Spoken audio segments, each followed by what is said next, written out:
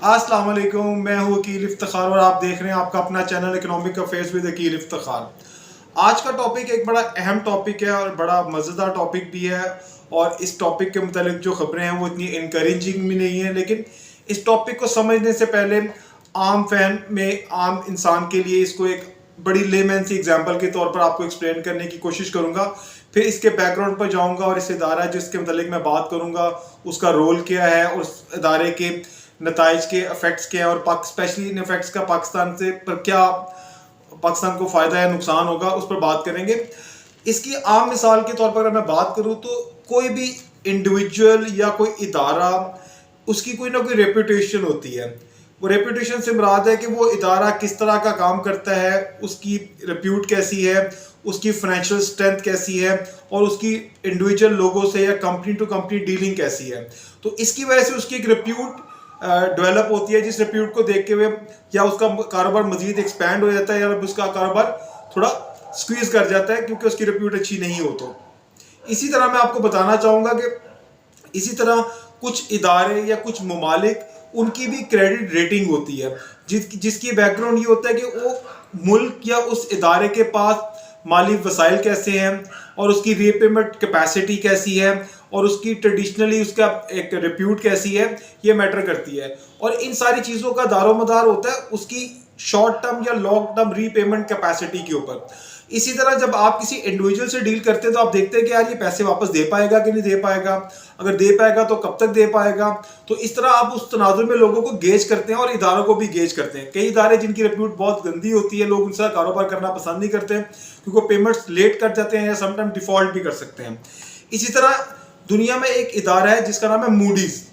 Moody's एक ऐसा इदारा है जिसका मेन कारोबार इन्वेस्टमेंट्स भी है, उसकी एक सब्सिडी मूडीज इन्वेस्टमेंट कंपनी भी है, लेकिन वो पेरेंट कंपनी है उस मूडीज इन्वेस्टमेंट की जिसका मेन कारोबार है क्रेडिट रेटिंग इशू करना।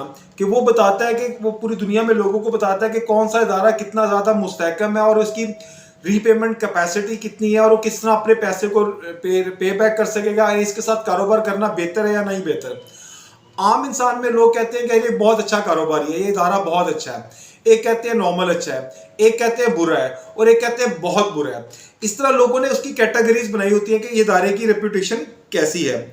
अगर यहाँ पर हम बात करें तो मूडीज ने एक्चुअली उस कैटेगरी को बहुत सारे हिस्सों में डिवाइड किया गया। एक्चुअली एक और बात बता दूं, मूडीज तकरीबन 100 ममालिक, 12,000 कंपनीज, 29,000 पब्लिक फाइनेंस इश्यूअर्स और 96,000 स्ट्रक्चर फाइनेंशियल ऑब्लिगेशंस को देखती है, जिसके मुताबिक इतने सारे इदारों या इतने सारी असाइनमेंट्स को वो गेज करके बताती है कि इसकी क्रेडिट रेटिंग या इसकी परफॉर्मेंस क्या है और इसके साथ मुस्तकबिल के तजारत के हवाले से क्या क्या या मुस्तकबिल के कॉन्ट्रैक्ट के हवाले से क्या बात करनी चाहिए।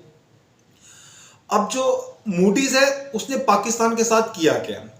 मूडीज ने पाकिस्तान की क्रेडिट रेटिंग डिक्लाइन कर दी है और जो कि बहुत एक इंसल्ट की बात है। इससे पहले पाकिस्तान की क्रेडिट रेटिंग जो थी वो CAA1 थी।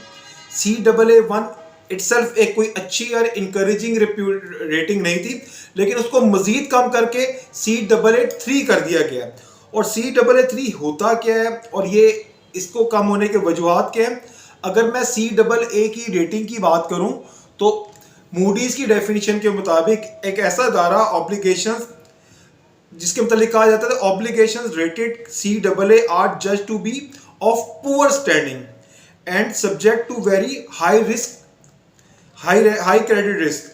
यानी कहने का मतलब है कि जिस इदारे या किसी मुल्क की CAA रेटिंग होगी वो एक रिलायबल इदारा नहीं है और उसके साथ ट्रेडिंग करने में बहुत ज़्यादा हाई रिस्क शामिल है।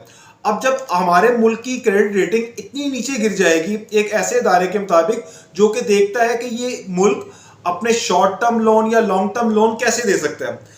और मैं आपको एक मजे की बात बताऊं जो कि बड़ी एम्बैरेसिंग भी है एज अ पाकिस्तान है मेरे लिए। तकरीबन मूडीज ने 20 क्लासिफिकेशन बताई हैं, 20 दर्जात बनाएंगे हैं जिसमें मुस्तहकम है, जिसमें A11 जिसको वो प्राइम 1 के नाम से भी कहता है। और प्राइम 1 की तकरीबन 6 कैटेगरीज हैं, यानी कि ऐसे मवालिक जो कि प्राइम 1 में फॉल करते हैं उनकी 6 कैटेगरीज है और ये बड़े अच्छे कंसिडर किए जाते हैं और इनको इन्वेस्टमेंट ग्रेड दिया जाता है, यानी कि इन मवालिक या इन इदारों के साथ कारोबार किया जाए। लेकिन उसके बाद जो नॉन इन्वेस्टमेंट ग्रेड के जो इदारे या ममालिक है उसको उसने तकरीबन 12 से 13 कैटेगरीज में डिवाइड किया गया और पाकिस्तान उन 13 में से भी बॉटम 3 के अंदर आता है। लेकिन अगर हम बात करें तो टोटल अगर 22-23 कैटेगरीज है तो पाकिस्तान उसमें 19वें या 20वें नंबर पर आ रहा है, जो कि बहुत ज्यादा इंसल्टिंग बात है। अब ये चीजें हमें देखने की जरूरत है कि हमारा मुल्क किस पॉइंट पर आ गया है और हमारे मुल्क को ये कहाँ लेके जा रहे हैं, और इस रेटिंग के मुताबिक हमारा मुल्क शॉर्ट टर्म और लॉन्ग टर्म लोन वापस करने की कैपेसिटी में नहीं है, और इसलिए इस रेटिंग को नीचे जाने की वजह से दूसरे मालियाती इदारे चाहेंगे कि पाकिस्तान के साथ कारोबार ना करें, और जब कोई इदारा पाकिस्तान के साथ कारोबार नहीं करना चाहेगा तो लिहाजा वो पाकिस्तान को बड़ा हाई रिस्क कंसिडर करेगा, और जो पाकिस्तान से इदारा कारोबार करना चाहेगा वो बड़ी सख्त शराइत पर करेगा, क्योंकि बुरी रिप्यूट वाले को कोई पैसा देता नहीं है, अगर पैसा दे तो बड़ी सख्त शराइत पर देता है और उससे बहुत ज्यादा गारंटीज मांगता है। अनफॉर्चुनेटली पहले ही हमारे बहुत सारे इदारे या बहुत सारे हमारे assets already as a collateral IMF के पास प्लज हुए हैं, जो कि बड़ी इंसल्टिंग बात है। तो इस तरह एज अ पाकिस्तानी मुझे आज के दिन में बड़ी इंसल्ट फील हो रही है कि हमारे मुल्क का जो क्रेडिट रेटिंग है वो मजीद नीचे चली गई है। यानी कि आम पाकिस्तानी के लिए सोचने का मुकाम यह है कि आज हमारे रिस्पेक्ट में कमी आई है। रिस्पेक्ट में कमी आना एक रूलर्स का मसला नहीं है, ये एक इंडिविजुअल का मसला भी होना चाहिए, और एज अ इंडिविजुअल और एक मुख्लिस शहरी हमें इसके मुतालिक सोचना चाहिए। ये थोड़ा सा एक्सप्लेन करने की मैंने कोशिश की, अब आप काइंडली कमेंट बॉक्स में बताएं मैंने इसको सही एक्सप्लेन कर पाया नहीं पाया। अगर आपको इसमें बेहतरी की क्वेश्चन नजर आता है तो काइंडली मुझे बताएं, और काइंडली हमारे चैनल को सब्सक्राइब करें ताकि हम मजीद अच्छी से अच्छी वीडियो आपको पेश करते रहें। Thank you very much.